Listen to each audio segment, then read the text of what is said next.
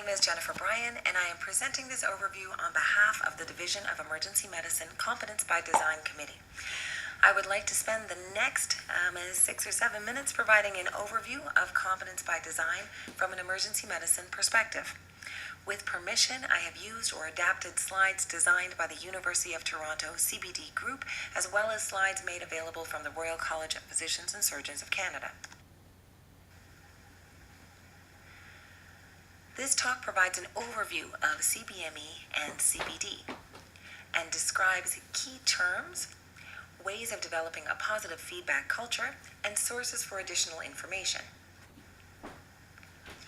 Competency-based medical education is a model that is outcomes-based rather than time-based. It's more responsive to learners' prior skills and current needs, and is anchored in training using a coaching approach with regular feedback and entrustment decisions.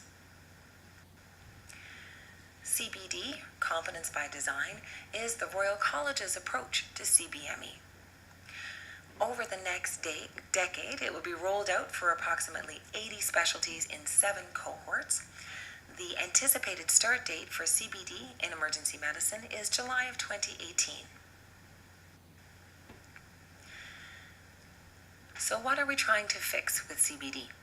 Have you ever tried to fill out an evaluation form and didn't have enough data to feel confident in your assessment? Have you ever been concerned about retribution if you were to say something negative to a trainee about their performance? Have you ever seen a resident in difficulty as a senior and wondered why the problem wasn't identified earlier? Have you ever wished that difficulties could be fed?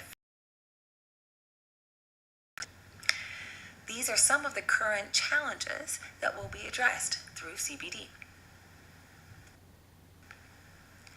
Key terms to be comfortable with moving forward, starting off with stages of training. The stages of competency on the CBD competence continuum are based on the CanMEDS roles. They start with the transition to discipline in the first few months of residency, moving on to foundation of discipline, and subsequently core of discipline, then transition to practice, when the trainee practices the skills they will require to work as an independent emergency physician when their training has been completed.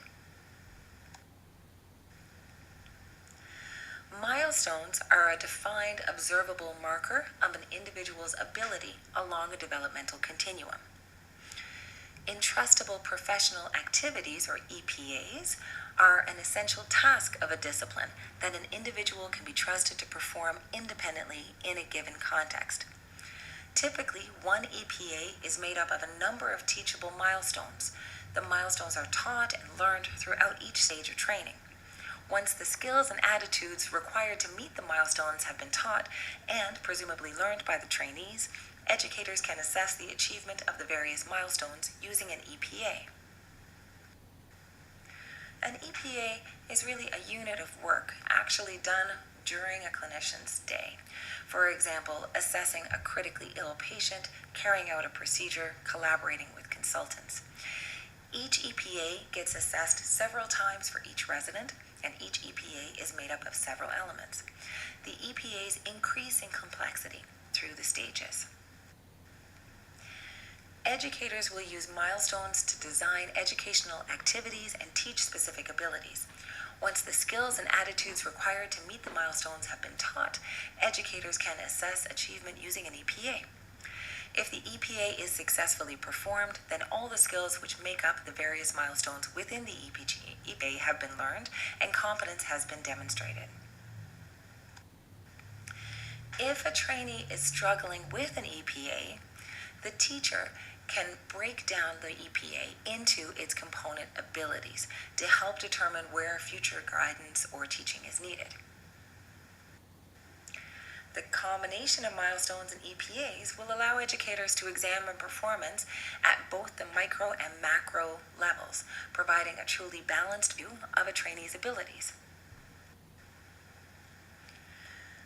The Competence Committee will review residents' progress regularly throughout their training. They'll use assessments, including EPAs, to determine readiness for promotion. They'll help guide resident learning and growth and modify residents' learning plans if needed. The Competence Competence Committee will also determine readiness for promotion. Now, CBD is really based in the belief that we can have a positive feedback culture. Feedback can be hard to give. We don't know how the recipient is going to react. Feedback is sometimes viewed as giving bad news. Feedback can also be hard to take. It can trigger intense reactions where a learner can view the feedback as a judgment on their personal worthiness. There are things that we can do that help to improve the experience of feedback. For starters, we ask when and if feedback is wanted. We consider what the learner's educational and performance goals are. Whenever possible, we allot enough time to sit and discuss with the learner. We choose a private setting. This is a challenge, certainly in our emergency departments. We engage the trainee in reflection about their own performance. We use clear language. We factually describe performance in as objective a way as possible. We focus our message, and we talk about coaching for improvement.